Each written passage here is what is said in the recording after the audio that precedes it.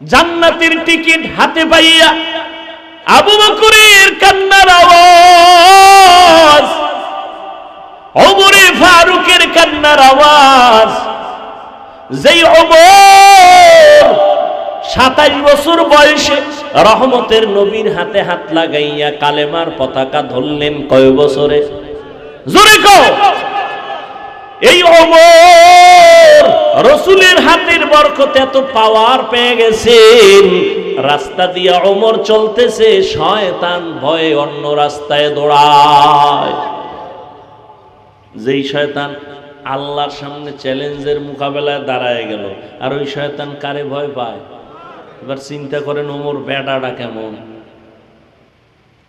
27 বছরের মুসলমান, 27 বছর বয়সে নবীর হাতে কালেমা পড়ছে হযরত ওমর। কথার আগে তরবারি রেডি, শয়তান দেখলে দৌড়ায়।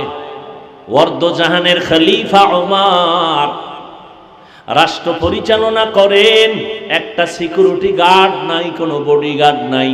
দুশ্মনেরা খুঁজে ওমরের এত পাওয়ার কেন, বডিগার্ড কয়জন? কয় একজনও নাই। কথা রে মাইরা ফালানো তো বড় সহজ, কয় অনেক সহজ। আল্লাহ বলেন না না, আমি আল্লাহ যারে হেফাজতের বাউন্ডারি দিয়া রাখবো, তারে কেউ ক্ষতি করতে গেলে নিজেই ক্ষতি হয়ে যাবে।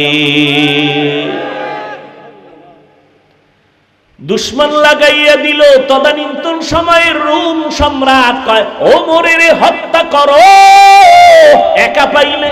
একাই কোথায় পাও? দেখো খবর নিতে নিতে নিতে নিতে খবর পাইছে খোলা ময়দানে ওমর হাতেরে বালিশ বানায় একা একা ঘুমায়। কয় তরবারি কই? কয় দূরে ফালায় রাখছে। কয়ডারে মার। কয় সুযোগ পাইছি। দৌড়াইতেছে আল্লাহর বান্দা, দুশ্মন ওমরের মারার জন্য যায়। ওমর একা ঘুমায়, তরবারি নাই, হাতেরে বালিশ বানাইছে। অর্ধজাহানের খলিফা, দুশ্মন তরবারি নিয়া একটু আগায় আবার দাঁড়ায় ভয়। যাইতে যাইতে যাইতে যাইতে কিনারার একটু গেলেই তো কাম ঘটায় দিবে, কিন্তু তাকাইয়া দেখে ওমর একা ঘুমায় না, জঙ্গলের একটা বাঘ ওমরের পাহারা দেয়। খাকো বাদ আবু আতিশ বন্দা বমানে তু মুর্দা বাহাক জিন্দা। এর যুবক, ওই ওমরের ইতিহাস ভুলে যাইও না রে বাবা। আমি তোমাকে একবারও বলি নাই স্কুল কলেজ বাদ দিয়ে আসো, মাদ্রাসায় হুজুর হয়ে যাও, পাগড়ি লাগাও, বলি নাই। ওখানে থাকো, ডাক্তার হও, ইঞ্জিনিয়ার হও, এসপি হও, ডিসি হও, এমপি হও, মন্ত্রী হও। আমাদের মুসলমান সব লাইনে লাগবে। আমাদের মুসলমানের জন্য গৌরব ডাক্তার হওয়া, ইঞ্জিনিয়ার হওয়া। এটা গৌরব না? ডাক্তারি পড়তে গিয়া ও বাবা তোমার কাছে দাবি আমার একটা, রহমতের নবীর আদর্শের মালা গলায় লাগাও। মা বাবার সাথে বেয়াদবি করবা না, আলেমের দোয়া নিয়া পরামর্শ নিয়া নবীর তরিকা মানিয়া চলো। 5 বেলার নামাজ পড়ো, নবীর তরিকা মানিয়া জবানটাকে হেফাজত করো। কারো ক্ষতি করবা না, কারো বরদোয়ার তলে পড়বা না, আলেমের পরামর্শ নাও, মা বাবার দোয়া নিয়ে চলো। আল্লাহর কসম, মা বাবার দোয়া ছাড়াই চেয়ারে বসতে পারি নাই। মা বাবার কান্না আর দোয়া ছাড়া তুমি পরীক্ষায় পাশ করতে পারো নাই। মা বাবার চোখের পানি দোয়া ছাড়া তুমি টাকাওয়ালা হতে পারো নাই, ব্যবসায় লাভবান হতে পারো নাই। মা বাবার দোয়া চোখের পানি। ওই মা বাবারে কষ্ট দিবা না। আর যেই শিক্ষক তোমারে হাতে কলমে কষ্ট করে মানুষ বানাইছে তার সাথে বেয়াদবি করবা না, মুরব্বীদের সাথে বেয়াদবি করবা না। মনের কষ্ট তোমার জন্য বড় অভিশাপ। মুরব্বী কষ্ট পায় বলছে আহ, ওই আহ গিয়ে তোর কপালে লাগবে অভিশাপ। ও যুবক দেখো, তোমার লাইনে থাইকা নবীর তরিকা মতো চলা যায়নি। অনেকে বলে কেমনে? দেখো তাকায়া বাবা, স্কুলে পড়ে, কলেজে পড়ে, তোমার মতো যুবকেরা 5 বেলার নামাজ পড়ে আসেনি। সত্যটা বলো। তাহলে তোমার কাছে আমার প্রশ্ন, তুমি কেন পারো না রে বাবা? তুমি তো মুসলমান, তুমি কি মরণকে ভয় পাও না? আল্লাহর কোরআন নবীর কথা কি তুমি বিশ্বাস করো না? ও যুবক বাবা, তোমার মতো যুবক তাকায় দেখো রে, আবার মি পুলিশ বিডিআরের চাকরি করে, নামাজ পড়ে, তুমি কেন পারো না? কত সন্তান রাস্তায় গাড়ি চালায়, নামাজ ছাড়ে না, তুমি কেন পারোবা না? কৃষি কাজ করে, নদীতে মাছ ধরে, নামাজ ছাড়ে না, তুমি কেন পারোবা না? এখনো সময় আছে, তওবা করে নাও। আল্লাহকে মনে মনে তওবার নিয়তে বলো, মনে মনে, ও দয়ার মালিক, জীবনে শয়তানের ধোকায় পড়ে দুনিয়ার লাইনে ভরিয়া আজকে নামাজ তো কম সারি নাই, কত গুনাহ করলাম, হাতের গুনাহ, চোখের গুনাহ, কানের গুনাহ, জবানের গুনাহ। ও আল্লাহ, একবারও চিন্তা করলাম না যে আমি একা একা কবরে যেতে হবে। আমার কবরে কেউ যাবে না, কই মা, কই বাবা, কই আপনজন, কই বন্ধু বান্ধব, কেউ যাবে না। আমি একা একা সাদা কাফনের প্যাকেট হয়ে কবরে থাকতে হবে। আল্লাহর কোরআন সত্য, ১৫০০ বছর একটা মিথ্যা কেউ বের করতে পারে নাই। ওই কোরআনে আল্লাহ পাক রব্বুল আলামিন গুনাহগারের জন্য জাহান্নামের আযাবের বয়ান করেছেন, নেক আমলওয়ালাদের জন্য জান্নাতের সুসংবাদ দিয়েছেন। ও যুবক বাবারা, আজকে নামাজ রোজা ঠিক রাখার পরে কই আমগো সম্মান তো কমলো না। আল্লাহর মোহাব্বত নিয়া তওবা করো, তুমিও রেডি হয়ে যাও, মরিয়া গেলেও যাবা, আর নামাজ ছাড়বা না, বেপরদায় চলবা না।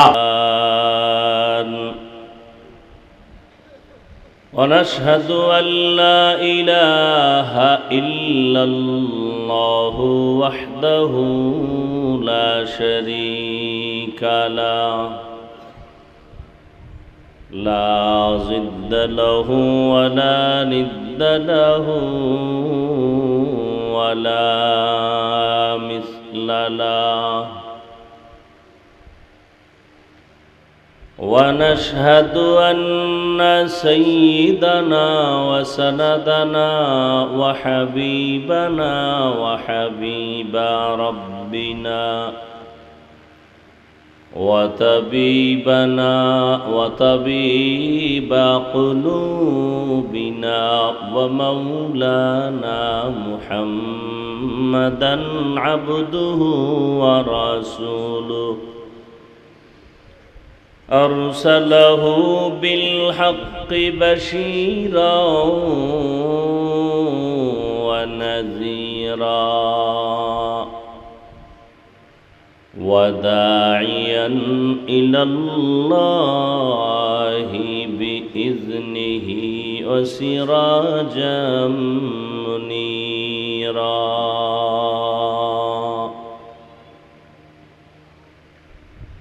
اللهم صل على محمد النبي الأمي وعلى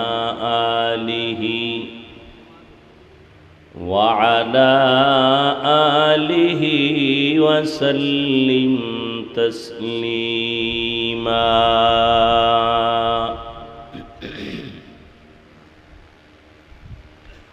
وبعد لمن أطاعني دخل الجنة ومن عصاني فقد أبى أو كما قال النبي عليه الصلاة والسلام صدق الله مولانا العظيم صدق رسوله النبي الأمي الكريم ونحن على ذلك من الشاهدين والشاكرين والذاكرين والحمد لله رب العالمين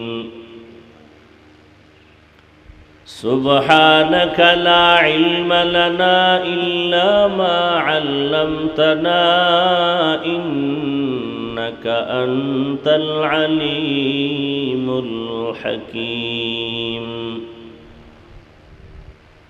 رب اشرح لي صدري ويسر لي أمري واحلل عقدة من لساني يفقه قولي मोमिन जो फिदा नक्श कफे पाए नबी हो,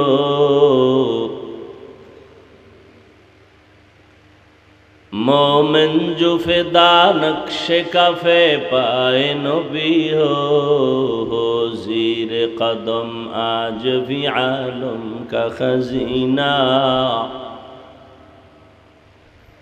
हो ज़ीर कदम आज भी आलम का खजीना।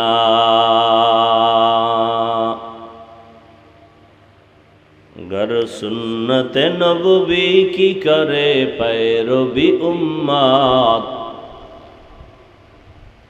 गर सुन्नत नबवी की करे पैरवी उम्मत, तूफान से निकल जाएगा फिर इसका सफीना, तूफान से निकल जाएगा फिर इसका सफीना।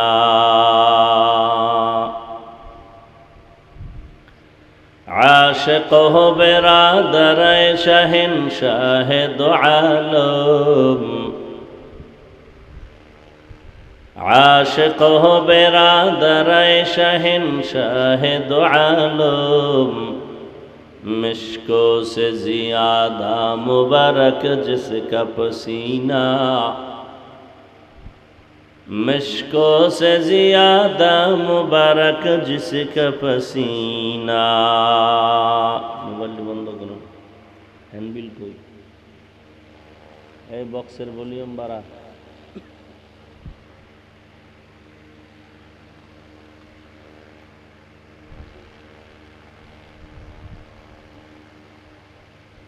কেরাতুল কোরআন ইসলামিয়া মাদ্রাসা কর্তৃক আয়োজিত অষ্টগ্রাম লাঙ্গলকোট 12 জুন 2024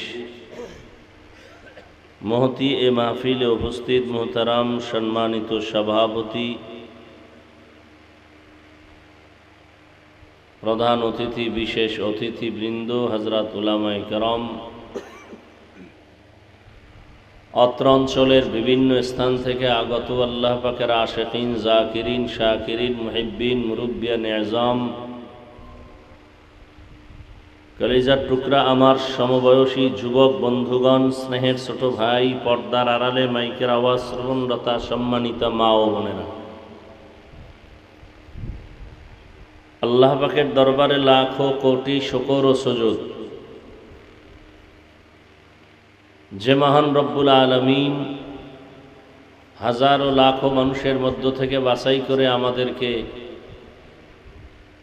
পৃথিবীর এক শ্রেষ্ঠ মজলিস, উলামায়ে আহলে হকের মজলিস, গুনাহ মাফের মজলিস, তওবা কবুলের মজলিস, এ বরকতের মজলিসে আল্লাহ আমাদেরকে আসা বসার তৌফিক দান করেছেন।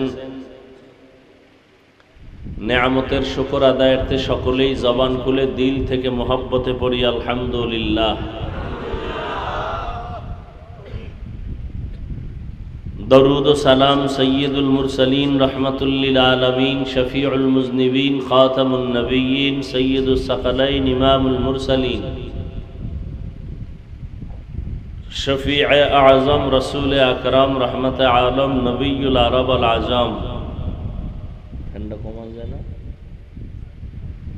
हबीब किबरिया अशरफुल अंबिया सय्यदुल अंबिया शफीअ महशर साक़ी कौसर आका नामदार मदीना का ताजदार आफ्ताब नबूवत फ़ख्र मौजूदात सय्यदुल मखलूक़ात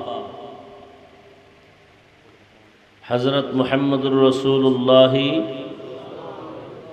सल्लल्लाहु अलैहि व आलिहि वसल्लम ऊपर কইলাম কমে আর একদিন পুরস্কার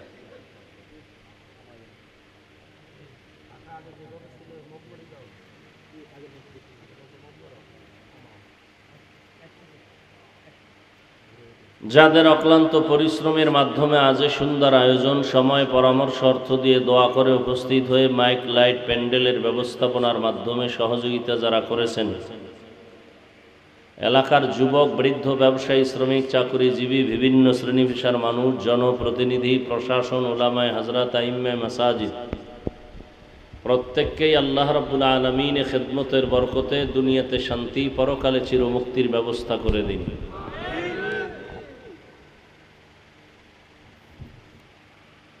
হযরত উলামায়ে কেরাম কোরআন সুন্নাহ ভিত্তিক আলোচনা রেখেছেন।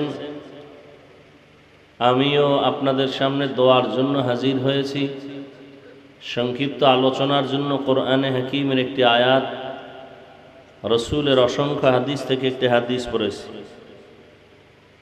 উলামায়ে কেরামের কথাগুলো উম্মাহকে সহি তরিকায় আমল করার তৌফিক দান করেন। উলামায়ে কেরামের ইজ্জতকে আল্লাহ বেশি বেশি বাড়ায় দেন। যারা বিভিন্নভাবে উলামায়ে কেরামের বিরুদ্ধে ষড়যন্ত্র করে, লেখার মাধ্যমে, বলার মাধ্যমে, আল্লাহ ওদের হেদায়েত দান করেন।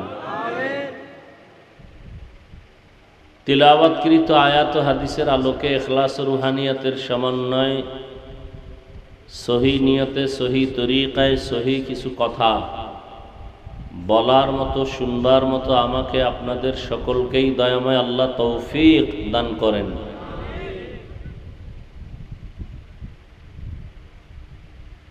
ওয়ামা আরসালনাকা ইল্লা রাহমাতাল লিল আলামিন। আল্লাহ বলেন, হে রাসূল করিম সাল্লাল্লাহু আলাইহি ওয়া আলিহি ওয়াসাল্লাম, আমি আপনাকে পৃথিবীতে প্রেরণ করি নাই, হ্যাঁ করেছি জগৎ সমূহের রহমত হিসেবে। হাদিসে পাকে নবীজি বলেন, কুল্লু উম্মতি ইয়াদখুলুনাল জান্নাতা ইল্লা মান আবা। প্রত্যেক উম্মত জান্নাতে যাবে, শুধু মুহাম্মদ আখিরি নবীকে যারা অস্বীকার করে, বিরোধিতা করে, মানে না, তারা জান্নাতে যাবে না। কিলা মান আবা।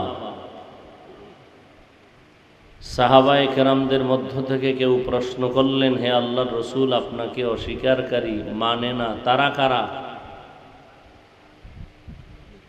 ক্বালা, নবীজি বললেন, মান আতাআনি দাখালাল জান্নাহ ওয়া মান আসানি ফাকাদ আবা। যে বা যারা আমি মুহাম্মদের অনুসরণ করে, ইত্তেবা করে, ইতাআত করে, আনুগত্য করে, তারা জান্নাতে যাবে। যারা আমার বিরোধিতা করে, তারা আমাকে অস্বীকার করার কারণে জান্নাতে যাবে না।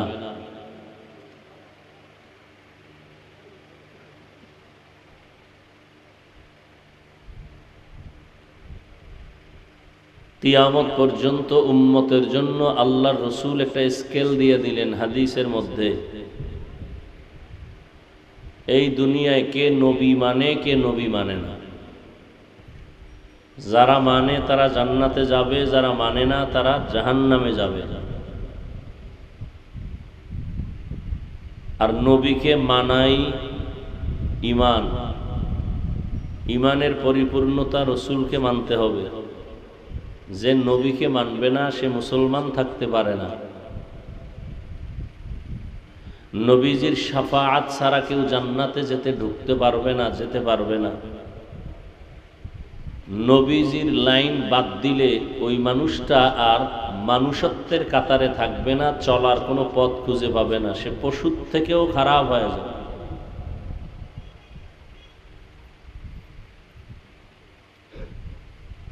দুনিয়াতে একদল আছে শুধু আল্লাহ মানে, কোনো নবী মানে না, মানে আল্লাহকে বিশ্বাস করে, নবী না। আর একদল আছে আল্লাহ বিশ্বাস করে, নবীও বিশ্বাস করে, নবীর পরে যারা এগো বিশ্বাস করে না। সাহাবায়ে কেরাম এইভাবে বিভিন্ন ফেরকা বন্দী হয়ে আছে গোটা দুনিয়ার ইসলামের পক্ষে দাবিদারেরা।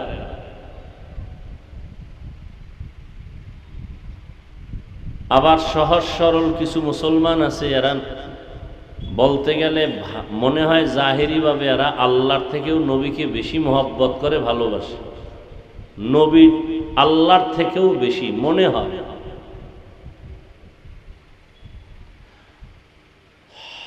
নবী একটা স্কেল দিয়ে দিয়েছেন, আজকে একটু খেয়াল করে শুনে যায়েন। গোটা দুনিয়ার হালাত বড়ই খারাপ। বিশেষ করে ঈমান মুমিন মুসলমানদের ক্ষেত্রে। আমার দেশের হালাত, ওলামায়ে কেরাম আন্দোলন করতেছেন শিক্ষার উপরে, শিক্ষার মধ্যে ঝামেলা, নাস্তিকদের আক্রমণ, কেউ আবার টাকা দিয়া কাদিয়ানি বানায়, খ্রিস্টান মিশনারিরা বিভিন্ন প্রলোভন দেখায় মুসলমানকে খ্রিস্টান বানায়। চতুর্মুখী ষড়যন্ত্র, এর মোকাবেলা করতে গিয়া মুসলমানের, বিশেষ করে মুসলমানের যারা দায়িত্বশীল উলামায়ে কেরাম, এদের একতাবদ্ধ, এক মন, এক ধ্যান প্ল্যাটফর্মে না আসা পর্যন্ত এই বাতিলের মোকাবেলা করতে পারবে না। অনেকে মনে মনে বা বিভিন্নভাবে চেষ্টা করেন, আলহামদুলিল্লাহ, আল্লাহ কামিয়াবি দান করেন। কিন্তু অনেকে চেষ্টা না করে আর উল্টা বিরোধিতা করে, দোষ তালাশ করে। আমাদের ভেতরে এই বিরোধিতা, দূরত্ব যতদিন পর্যন্ত কমানো না যাবে ততদিন পর্যন্ত অন্তত মুসলমান শান্তির জীবন খুঁজে পাবে না। দেখেন, মুসলমান দাবিদারেরা এরা বলে চায়ের দোকানে বসে, ফিলিস্তিনে মানুষ মরে, এখানে চিল্লাইলে লাভ কি? মুসলমান বলতেছে। মুসলমানের বড় একটা নিদর্শন নামাজ। নামাজ পড়ে না, এরপরও বলে তার ঈমান তাজা। কত এক কঠিন হালাতে আমরা আছি। ইসলামের লাইনে কম বেশি যারা সহি তরিকায় খেদমত করেন, কিছু কিছু ফায়দা হচ্ছে, ক্ষতি হচ্ছে না, আলহামদুলিল্লাহ। কিন্তু এদের পিছনেও লাগা আছে কিছু মানুষ, আছে না নাই?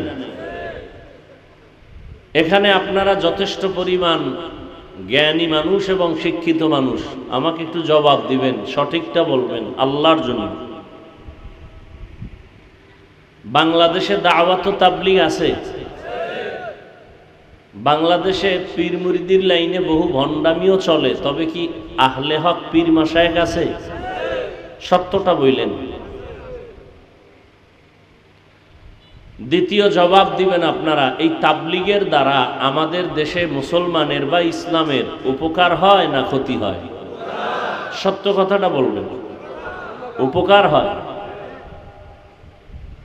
এরপরে যারা আহলে হক পীর মাশায়েখ, উজানি, চরমনাই, নানুপুর, বাহাদুরপুর সহ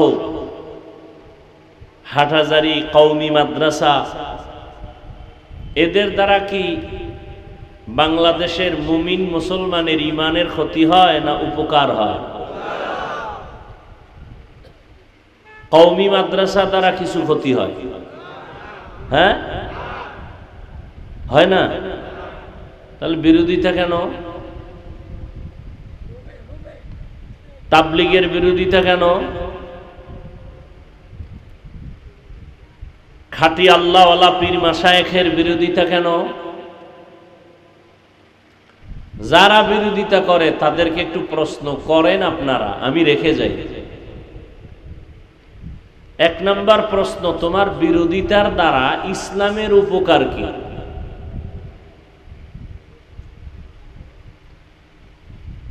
বেঈমানেরা কি বলে যে অমুক হুজুরের গালি দিছে, খুব ভালো হইছে, ঈমান তাজা হইছে, এরকম কেউ বলে না? হাসাহাসি করে। দেখো, মুসলমান এক হয় না, মুসলমানের বিরুদ্ধাচরণ করে, কত বড় হিংসুক। এক নাম্বার প্রশ্ন, এই বিরোধিতার দ্বারা ইসলামের কি লাভ? তাবলীগের বিরোধিতা ময়দানে সাধারণ মানুষের সামনে বললে কি ইসলামের ফায়দা?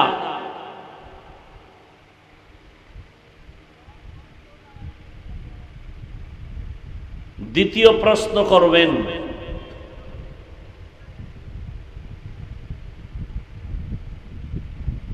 যেই তাবলীগের বিরোধিতা, পীর মাশায়েখের বিরোধিতা যারা করে, এর দ্বারা তাবলীগ কমে গেছে, কওমি মাদ্রাসা কমে গেছে, খাঁটি আল্লাহওয়ালাদের মিশন কাজ বন্ধ হয়ে গেছে। লাভ কি? একটা কাজ তো মানুষ লাভের জন্য করে, লাভ কি? বরং তাবলীগ আগের তুলনায় কমতেছে না বাড়তেছে? সত্য কথা বলেন। কওমি মাদ্রাসা কমতেছে, হ্যাঁ, চরমনাই কমতেছে, উজানি কমতেছে। তাহলে আপনার বিরোধিতা করার স্বার্থ কি? আপনি তো কমাইতে পারতেছেন না, তো লাভ কি? আপনার লাভ কি? ইসলামের লাভ কি? খুঁজেন, ভালো করে খুঁজেন, আপনার কি লাভ আর ইসলামের কি লাভ। আপনার লাভ হইলে আপনি ব্যক্তি হিসাবে তৃপ্তিতে আছেন, আর ইসলামেরও যদি বিরোধিতা করলে লাভ হয়, তাহলে এটা ইসলামেরও একটা তৃপ্তি আছে। আপনি বুঝায় বলেন, দেখায় বলেন। 3 নাম্বার প্রশ্ন তাদেরকে করবেন যারা তাবলীগের বিরোধিতা করে, খাঁটি আল্লাহওয়ালাদের বিরোধিতা করে। বলো, তোমরা যে তাবলীগের পিছনে পড়ে আছো দিন রাত, আমার সোনার বাংলাদেশে যারা খ্রিস্টান বানায়, কাদিয়ানি বানায়, তাদের ব্যাপারে তোমার ভূমিকা কি? বলো। আমার দেশে পীরের নামে ভণ্ডামি যারা করে, তাদের ব্যাপারে তোমার ভূমিকা কি? বলো, জাতিকে পেশ করো।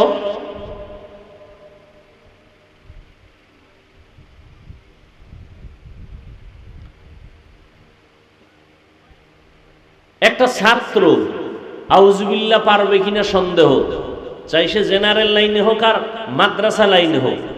বড় একজন আলেমের ব্যাপারে সে ফেসবুকে লিখতেছে সে বাতিল, সে দালাল। একজন আলেমকে তুমি বাতিলের সাথে তাল মিলায় দালাল বলে দিলা, তুমি কে? তোমার বলার কি সার্থকতা আছে এখানে? এই বেয়াদবি করার দুঃসাহস তোমাকে কে দিয়েছে? তোমার লাভ কি? ইসলামের লাভ কি? দুইটা জিনিস একটু খেয়াল করো। বরং এই বিরোধিতার দ্বারা তোমার ব্যক্তি জীবনের ক্ষতি হচ্ছে, সময় মতো টের পাইবা। সমষ্টিগতভাবে ইসলামের ক্ষতি হচ্ছে, লাভ হয় না। কই আমরা তো আলেমরা মোটামুটি কাছাকাছি, দেখা হলে সালাম কালাম। এখন তো মিডিয়ার যুগ, দেখা যায় না? অনেকটা দূরত্ব কমতেছে। তুমি এই গ্রামের সিফায় বইয়া বিরোধিতা করে তোমার কি ফায়দা? লাভটা বুঝি না, মা বাবার বরদোয়া লাগছে তো এই জন্য কাজটা করা লাগে। আমি তো চ্যালেঞ্জ দিয়ে বলেছি, ঢাকার শহরে মা বাবার অভিশপ্ত সন্তান ছাড়া আলেমের বিরুদ্ধে কেউ ফেসবুকে লিখতে পারে না। ও মা বাবার অভিশপ্ত সন্তান।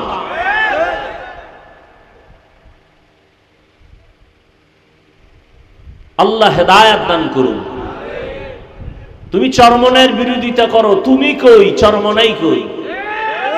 তুমি উজানির বিরুদ্ধে বলো, তুমি কই? উজানি কই? তুমি তাবলীগের বিরুদ্ধে কথা বলো, তুমি কই? তাবলীগ কই? লিখে রাখো, ভুলে যেও না।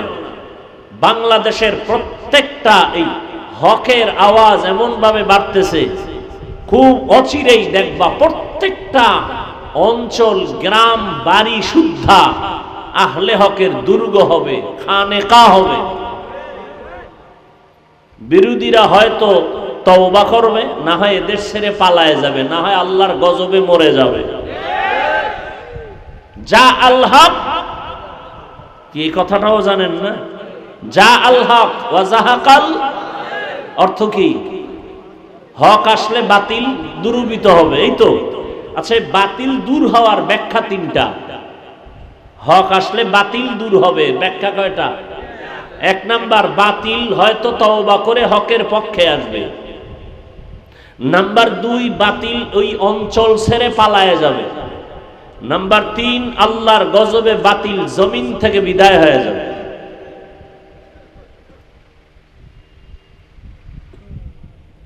আল্লাহ আমাকে হেদায়াত দান করুন, আপনাদেরকেও হেদায়াত দান করুন। বাংলাদেশের উলামায়ে কেরাম যারা হক, এরা কখনো কোনো ব্যক্তির দালালি করে না, এরা আল্লাহ এবং রসুলের দালালি করে। আমি আয়াতটা পড়ছি, দেখি সুযোগ যদি আল্লাহ দেয় তাহলে এই লাইনই কিছু কথা হবে। রসুল কই, উম্মত কই? মুহাম্মাদের আদর্শ কি আর আমাদের আদর্শ কি?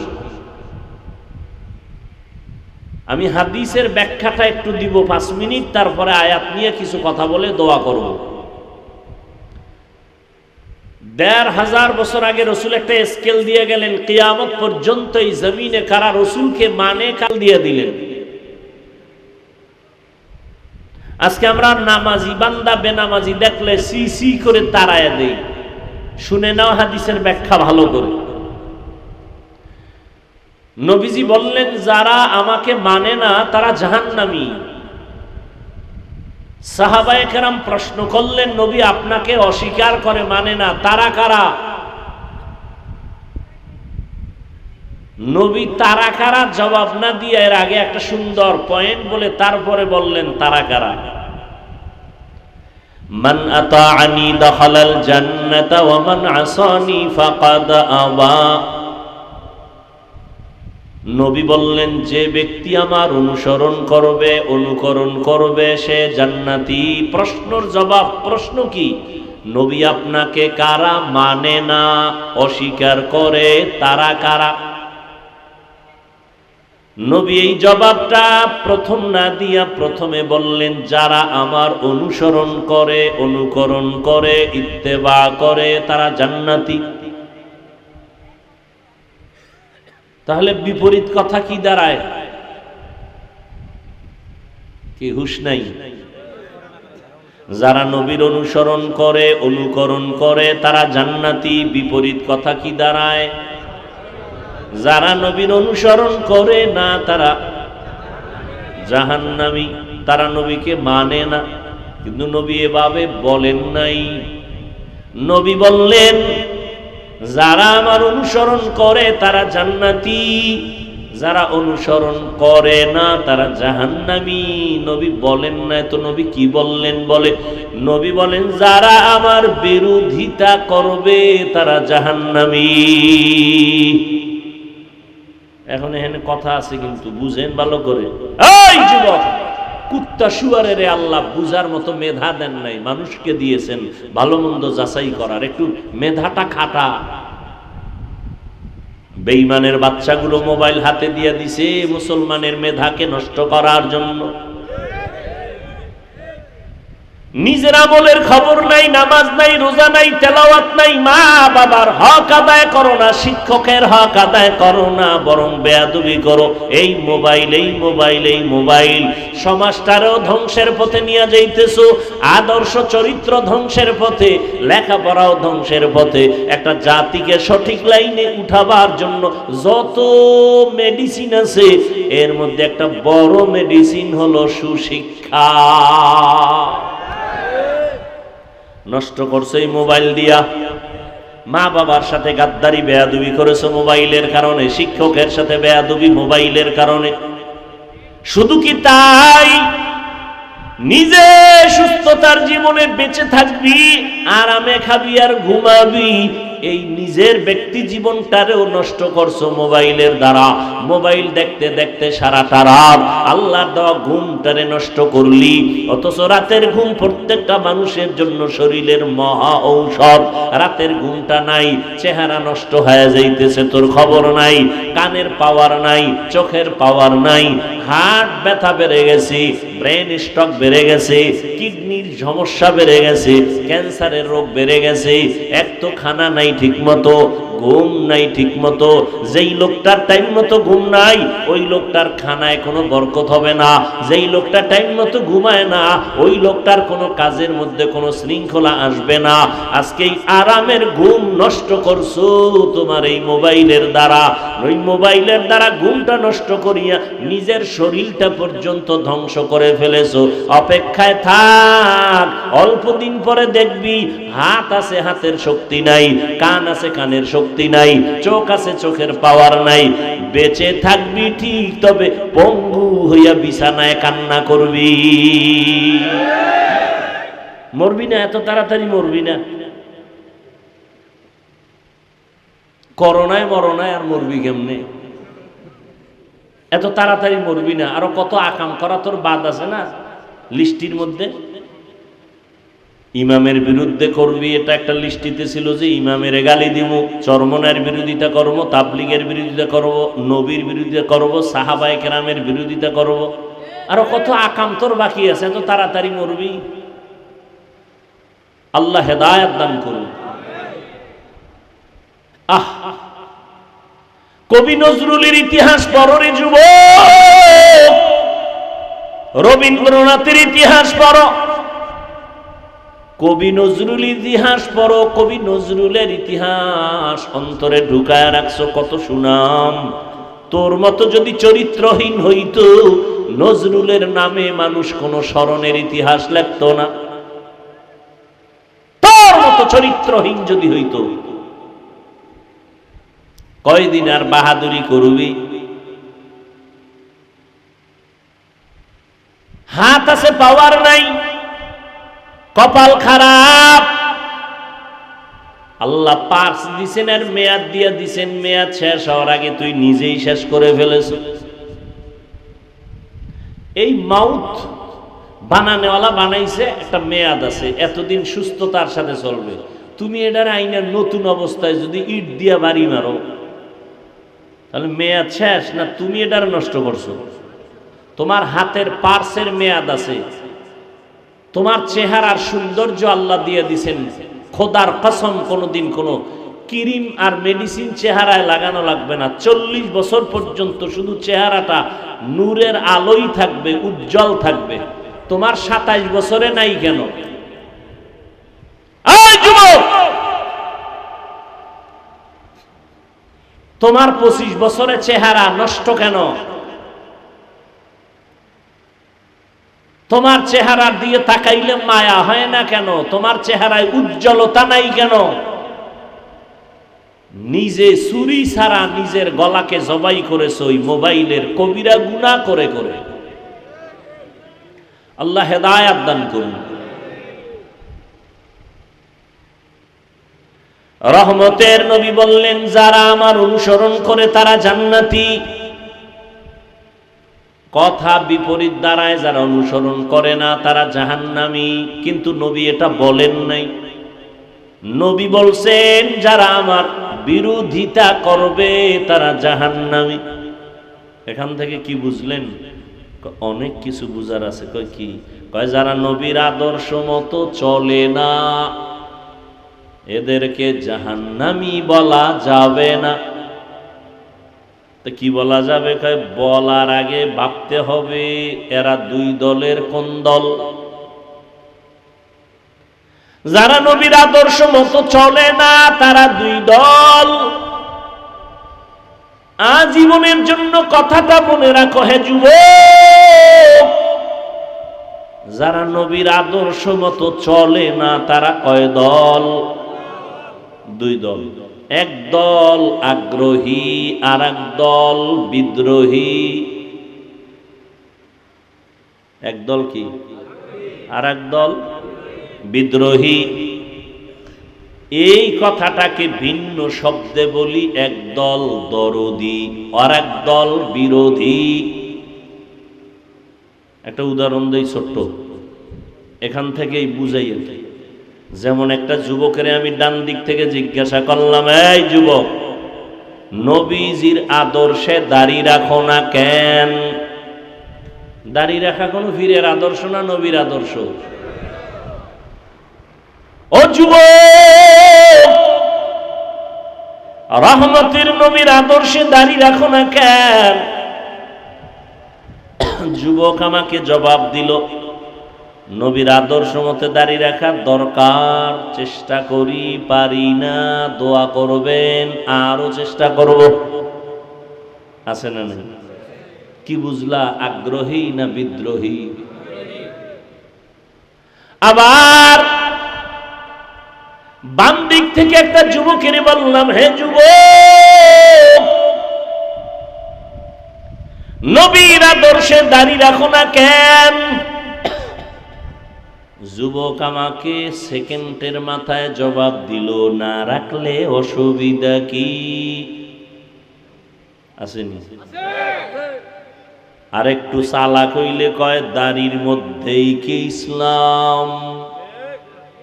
আসেনি? আগ্রহী না বিদ্রোহী? বিদ্রোহী রসুলের আদর্শের বেলায় বিদ্রোহীর আর এক নাম বেঈমান।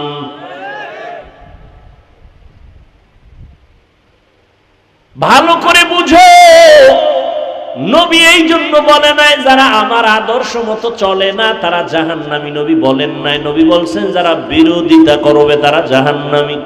অতএব যে দাড়ি রাখে না তাকে গালি দেওয়া যাবে না, যে দাড়ি পছন্দ করে না তাকে ছাড় দেওয়া যাবে না। ব্যবধান আছে না নাই? একজনে নামাজ পড়ে না আর একজনে নামাজ পছন্দ করে না, দুইজন সমান? একজন আগ্রহী আর একজন মুমিন আর একজন বেঈমান। একজনে নবীর আদর্শে দাড়ি রাখে না আর একজনে দাড়ি পছন্দই করে না। এক যে রাখে না সে আগ্রহী মুমিন, যে বিরোধিতা করে সে বিদ্রোহী বেঈমান। একজনে রাজনীতি করে না তাকে গালি দেওয়া, আর একজনে আল্লাহর কোরআনের বর্ণনা দেওয়া রাজনীতি পছন্দ করে না তাকে ছাড় দেওয়া। কোরআনে রাজনীতি নেই? তুমি কি জানো কোরআনে? তুমি কি বুঝো কি কোরআনে? আমার রসুলকে আল্লাহ কোরআন দিলেন 40 বছর পর, আর তুমি 27 বছরে সব বুঝে ফেলাবা। আর সেই রসুল যার কোনো তুলনা নাই, কি পরিমাণ সততা, মেধা, যার জীবনে একটা মিথ্যা কথা নাই, 40-এর পরে কোরআন শুরু। পুরা কোরআনটা রসুলের সিনায় আসতে সময় লাগছে 3 দিন। কয়দিন?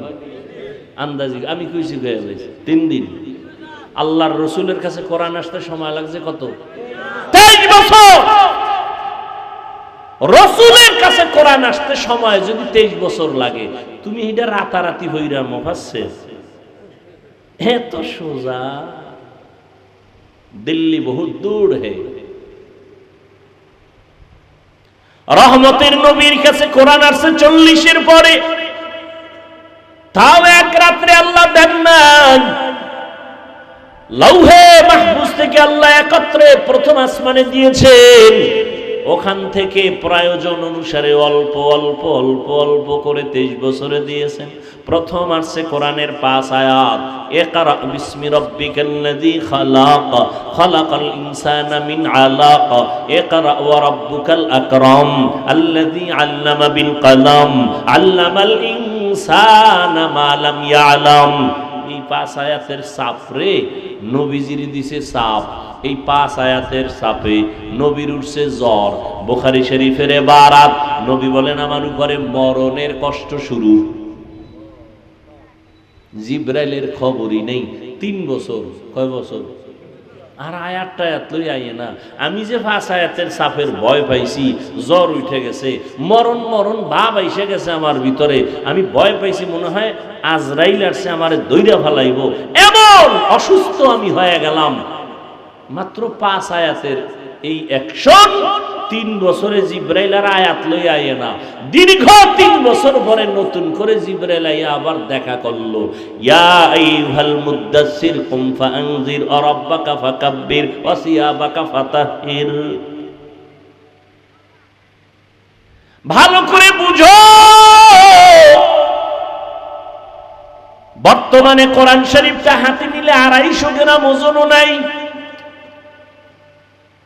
কিন্তু এই কোরআনের ওজনটা হাকিকতে কত?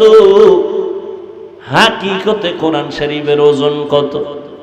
জমিন বলে আল্লাহ আমরা পারুম না, পাহাড় বলে পারবো না, আসমান বলে পারবো না। আল্লাহ কয় জাহেল মানুষের মাথায় চাপায় দিলাম কোরআনটা, তুই বোঝা বহন কর।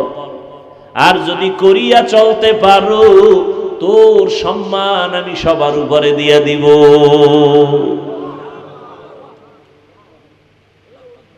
কোরআনে রাজনীতি নাই, বুঝো কিছু।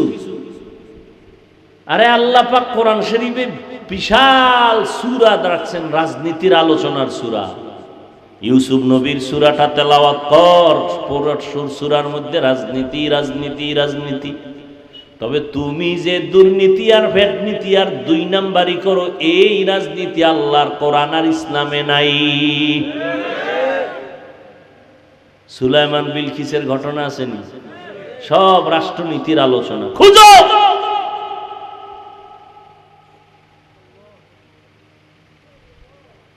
বিরোধিতা না করে নিজের দোষ দেখো। নিজের মাইয়ের খবর কি, পোলার খবর কি, মায়ের খবর কি, বাবার খবর কি? নামাজ পড়ছনি ঠিক মতো? মা পড়ছেনি, বাবা পড়ছেনি, ফজর পড়ছনি, এশা পড়ছনি, জোহর পড়ছনি, আসর পড়ছনি? তোমার কবরে তুমি চলে গেলে কোনো হিসাব যাবে না তোমার কবর, তোমার জবাব তোমাকেই দিতে হবে। আরেকজনের পেছনে পড়ে আছো, তোমার হিসাবটা কবে করবা? অন্যের হিসাব নিয়ে দিন কাটাইলা, তোমার হিসাব কে করবে? আল্লাহ যেদিন বলবেন ইকরা কিতাবাকা কাফা বিনাফসিকাল ইয়াউম আলাইকা হাসিবা, নিজের হিসাবটা নিজে কর।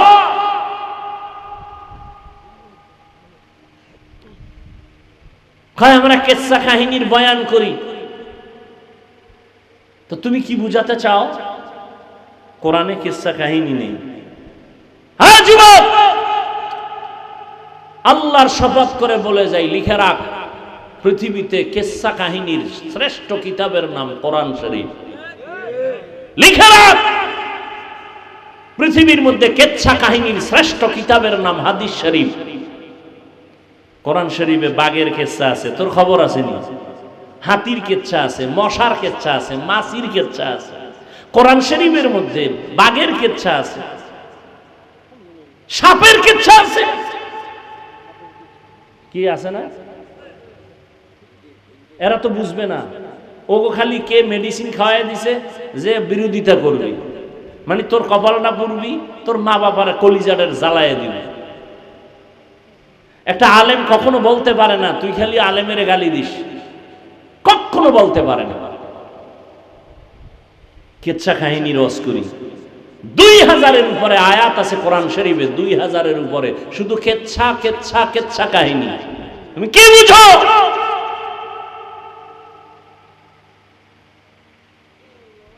পিপিলিকার কেচ্ছা, পিপিলিকার নামে সূরা, হাতির নামে সূরা, তুমি কি বুঝো? সূরা বাকারা গরুর কিচ্ছা, তুমি কাও গরুর কিচ্ছা বলি কেন, সাপের কিচ্ছা বলি কেন? আল্লাহ বলছেন কেন? বাঘের কিচ্ছা বলছেন কেন কোরআনে? হাতির কিচ্ছা বলছেন কেন? সব কিছুর মূলে মানুষের হেদায়েতের জন্য। আমরা তো ওই কিচ্ছাই বলি, উম্মতের সামনে যেই কিচ্ছা শুনলে মানুষের দিল নরম হয়, চোখে পানি আসে, তওবার জন্য অন্তর তৈরি হয়। আমরা তো সোনামন্দের গান গাই না। তোমার অন্তর এত নষ্ট কেন? তোমার অন্তর এত নষ্ট কেন? আলেমের বিরুদ্ধে কথা বলার দুঃসাহস কে দিয়েছে তোমাকে? তোমার জীবন মরার আগে ধ্বংস লিখে রাখো, লিখে রাখো। মা বাবার সাথে বেয়াদবি করবি, খোদাও মাফ করবে না, কারণ এটা বান্দার হক। শিক্ষকের সাথে বেয়াদবি করেছো, শিক্ষক ক্ষমা না দিলে তোর ক্ষমা নাই, বান্দার হক। এই জমিনে আলেম যদি না থাকে তো ইসলাম কোথার থেকে শিখবা? আলেম আছে তো ইসলাম আছে। এরা রাসূলের ওয়ারিস, এরাই উম্মতকে হেদায়েতের দাওয়াত দিবে। হ্যাঁ, মাছ ছাড়া যেমন কাটা ছাড়া যেমন মাছ নাই, দোষ ছাড়া মানুষ নেই। তা তুমি আমার দিকে তাকাও কেন? তোমারে ধরলে তুমি বাঁচবা কেমনে? তোমার মধ্যে কি কম আসেনি দোষ? কেন এগুলো করো? লাভ কি? তোমার লাভ কি? ইসলামের লাভ কি? দুইটা কথা আজকে শুরুর থেকে বলেছি, মনে রাখো। তুমি আলেমদের বিরোধিতা করলে, তাবলীগের বিরোধিতা করলে তোমার লাভ কি? ইসলামের লাভ কি? একটু দুইটা প্রশ্ন তোমার বিবেকের কাছে রেখে গেলাম। বরং তোমার অধপতন চলে আসতেছে খুব দ্রুত। তুমি কান্না করো, কাউকে পাশে পাইবা না। তাবলীগ তো তার গতিতে চলতেছে। তাবলীগের মধ্যে একটা বিশাল দ্বন্দ্ব হয়েছে না? হয়েছে না? এখন খুঁজা দেখেন তো, কাজ কমছে না বাড়ছে? কাজ কিন্তু বাড়ছে। এই ভাই, সাআদপন্থী যাদেরকে বলা হয়, এরাও কিন্তু মানুষকে দাওয়াত দিতেছেন। দুইটা পাঠ হয়ে গেছে, কাজ কমছে না বাড়ছে? তা তোমার বিরোধিতা করে লাভ কি? ইসলামের কি লাভ? বরং এই তাবলীগের কারণে, খাঁটি আল্লাহওয়ালাদের কারণে, হুজুর টুজুর না, জেনারেল লাইনের বহু মানুষ দ্বীনের পথে আসছে। অস্বীকার করা যাবে? তো কেন বিরোধিতা করো?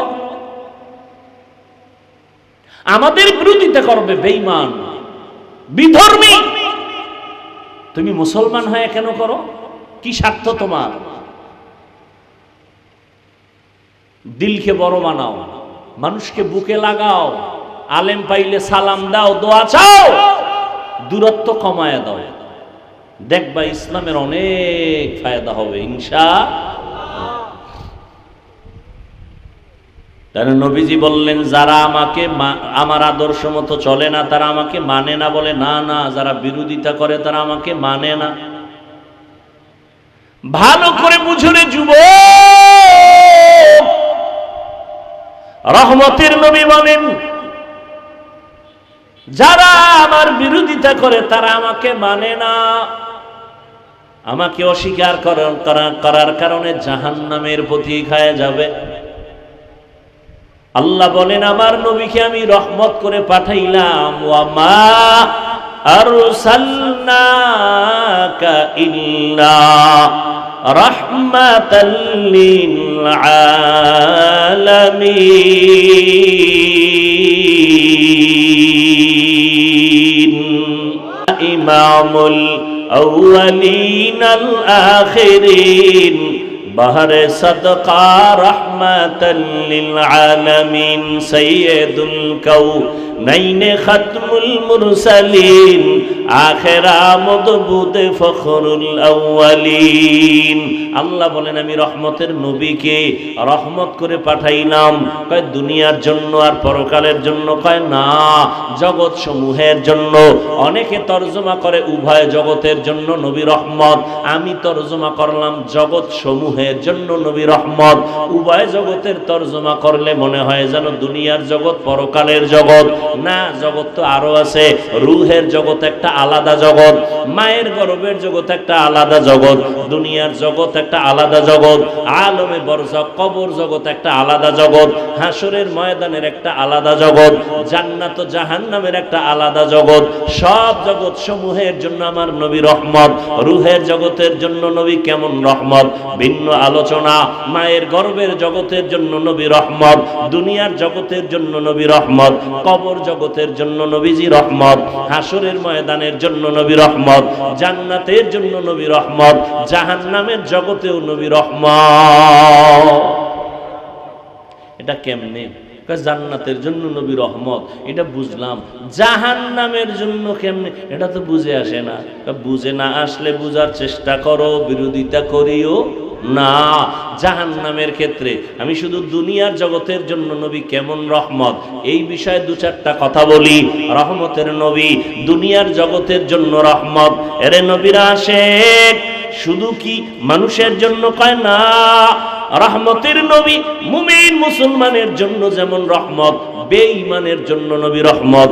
পুরুষের জন্য যেমন নবী রহমত, নারীদের জন্য আমার নবী আলাদা রহমত। শুধু মানুষের জন্য নবী রহমত না, জিনদের জন্য নবী রহমত। শুধু মানুষের জন্য নবী রহমত না, জঙ্গলের প্রাণী পশুদের জন্য নবী রহমত, নদীর মাছের জন্য নবী রহমত, গাছের জন্য নবী রহমত, সব মাখলুকের জন্য নবী। আবু জাহাল হাতের মধ্যে পাথর নিয়ে কয়, ভাতিজা মোহাম্মদ আছে কি বলতে পারো? কয় লাভ কি? কয় বললেই তোমারে নবী মানবো, কালেমা পড়বো। নবী বলেন আমি জানি না। কেন জানো না রে ভাতিজা? নবী বলেন আমি গাইবের মালিক না।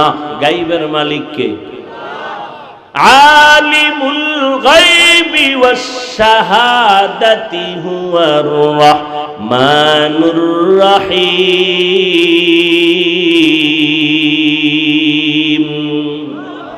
গাইবের মালিক কে?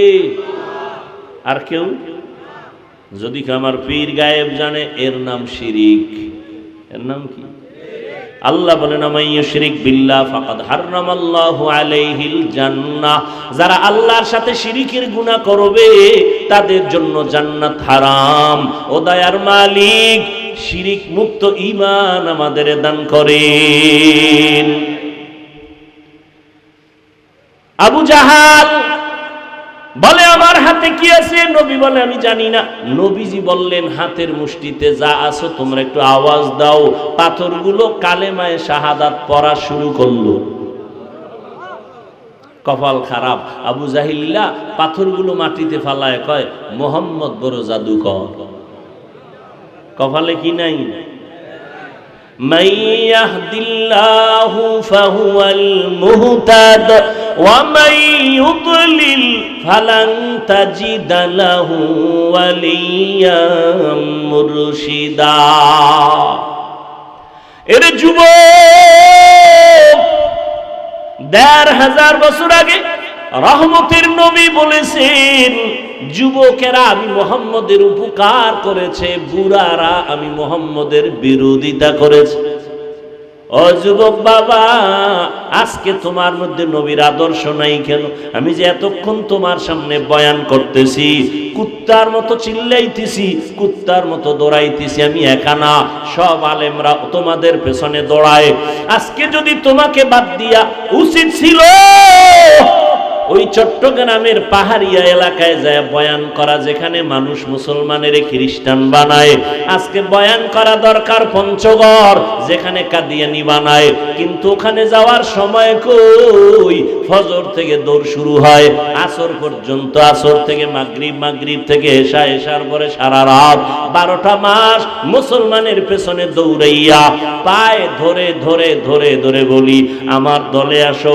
একবারও বলি না আমি 5 কল্লি টুপি মাথায় দিয়েছি, ভিন্ন টুপির বিরুদ্ধেও বলি না, হিংসা করে সালাম বন্ধ করি না।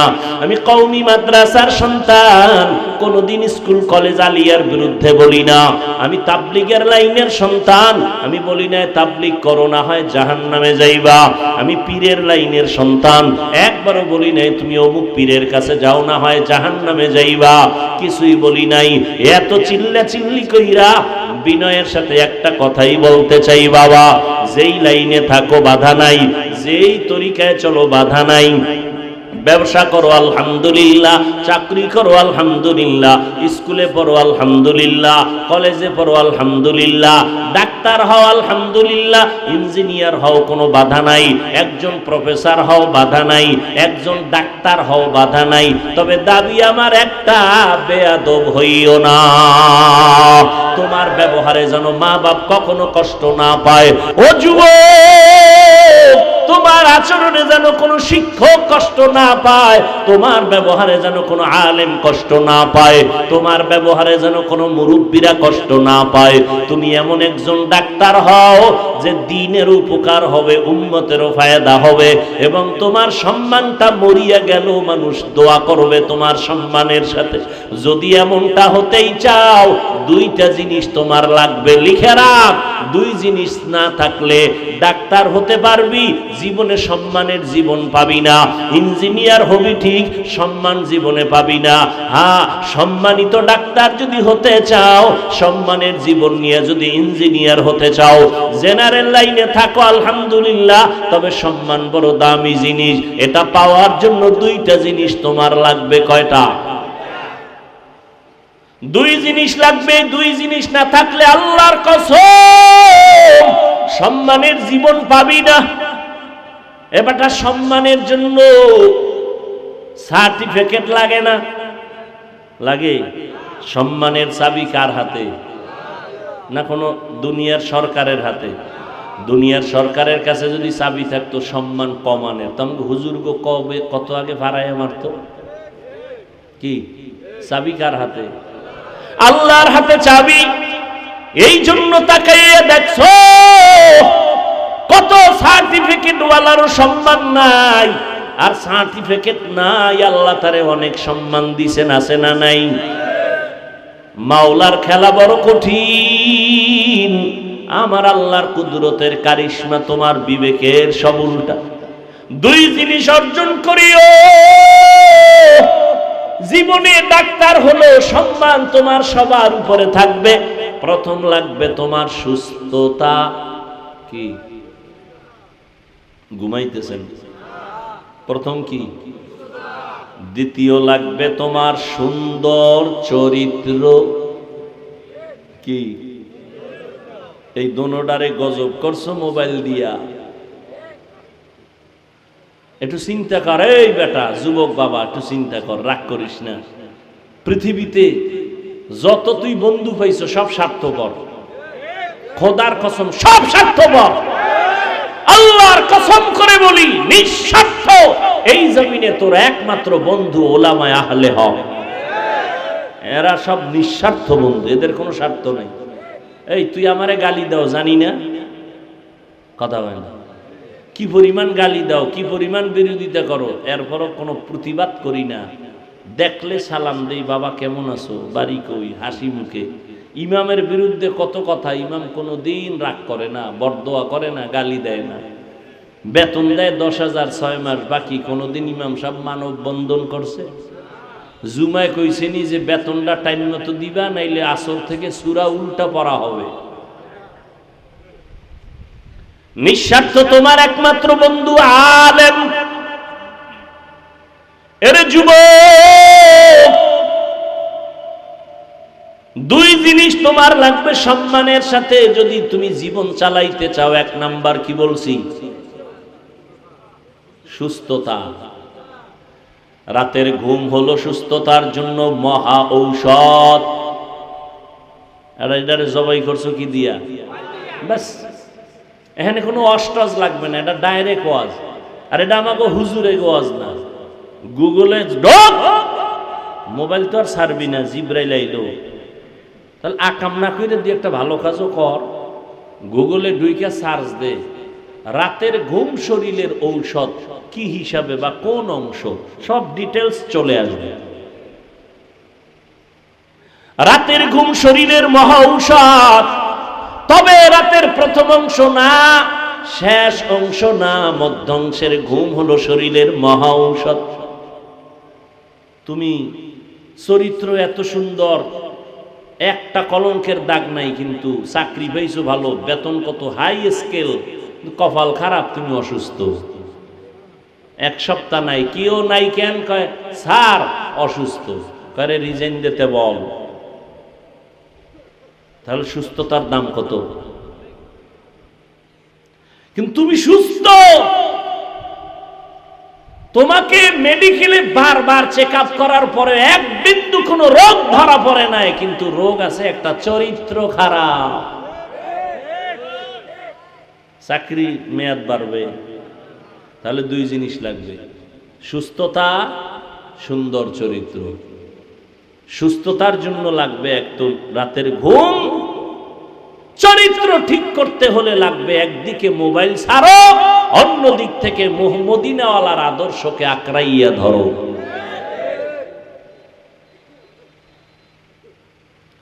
এই তুমিও মুসলমান, আমিও মুসলমান, নাকি আলাদা? তোমার আমার আল্লাহ, বলো বলো বলো, তোমার আমার নবী, কাবা, ধর্ম, কালেমা, সব এক। দুনিয়াতে আসছি এক, বিদায় বেলা কাফন হবে 3টা, তাও আমি বক্তার সম্মানে একটা কাফন কেউ বাড়াইয়াও দিবে না। তুমি গরিব হওয়ার কারণে কাফন একটা কমাইয়াও। সবার বেলায় কয় কাফন, কালার হবে আলাদা। আলেমদের কালার একরকম, যারা আলেম না তাদের কাফনের কালার আর একরকম। তাবলিগওয়ালাদের কালার একরকম, চরমনাইওয়ালাদের কালার আর একরকম। কে ধনী, কে গরিব, কে আলেম, কে মূর্খ, কে ডাক্তার, কে রুগী, কে ইমাম, কে মুক্তাদি, কে তাবলিগ, কে চরমনাই, কে আওয়ামী লীগ, কে বিএমপি। সাদা কাফনে যেদিন ঢুকবি সেই দিন সবার মাস্তানি বন্ধ হয়ে যাবে। কাফনে লেখা থাকবে বড় হুজুরের লাশ, থাকবে মন্ত্রী মহোদয়ের লাশ, সব একাকার। কবরের সাইজও হবে এক, নাকি নোয়াখালী, আপনাদের কুমিল্লা, লাঙ্গলকোটের মানুষের কবর 10 হাত লম্বা হবে, সবার কবরের সাইজও এক। কবরে প্রশ্ন হবে সবার বেলায় 3টা, তাও এক। আমাকে যেই প্রশ্ন আপনাকেও সেই প্রশ্ন, বেঈমানেরও সেই প্রশ্ন, নারীকেও সে একই প্রশ্ন, পীরকে যেই প্রশ্ন মুরিদেরও সেই প্রশ্ন। 3টা প্রশ্ন সবার বেলায় এক। রবের পরিচয় দাও, ধর্মের পরিচয় দাও, রাহমাতুল লিল আলামিনের পরিচয় দাও। দুনিয়ার নিয়মের উল্টা। ক্লাস 1 এর প্রশ্ন আলাদা, 2 ক্লাসের ছাত্র ছাত্রীদের প্রশ্ন আলাদা, 8 এ যারা পড়ে তাদের প্রশ্ন 9 এ যারা পড়ে সমান। অথচ আমার মাওলার কুদরত কেমন! তুমি ধনী হও, গরিব হও, সাদা হও, কালো হও, শিক্ষিত, অশিক্ষিত, আলেম, মূর্খ, যেই লাইনে থাকো না কেন, প্রশ্ন সবার বেলায় এক, 3টা। রবের পরিচয় দাও, ধর্মের পরিচয় দাও, রহমতের নবীর পরিচয় দাও। এই প্রশ্নের জবাব শুধুমাত্র হুজুরেরা ছাড়া কেউ পারবে না। কি হুজুরে পারবে? গ্যারান্টি আছে। এই জন্যই তো